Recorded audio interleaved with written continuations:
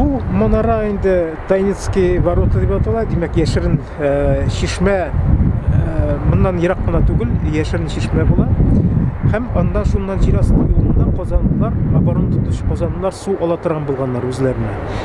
Рус гаскәре моны белеп ала һәм җир астыннан юл казып шушы шишмәне шартлата. Бу була 1552 елның 4 сентябрендә, яңа стиль белән 14 сентябрендә. Һәм шуннан соң инде казанлылар бу шишмәдән файдалана алмый башлыйлар.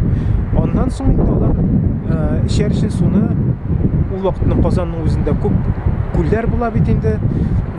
Шул күлләрдән ала башлыйлар. Менә шушы Кремль тирәсендә генә бик күп күлләр була. Булак та бит инде янәшә генә.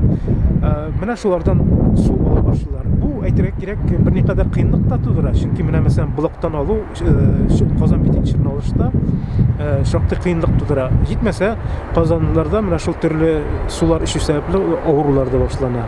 Гомумән оборона тотучылар даими рәвештә теге ватылган стеналарны төзәттерү, аны бик тиз арада төзәтергә кирәк була, чөнки аннан рус гаскәрләре күреп тимәү. Пожар сүндерү, үзләренең теге яшәүләрен тәэмин итү өчен теге су табу белән дә шөгыльләнергә мәҗбүр булалар, оборонадан тыш әле тагын.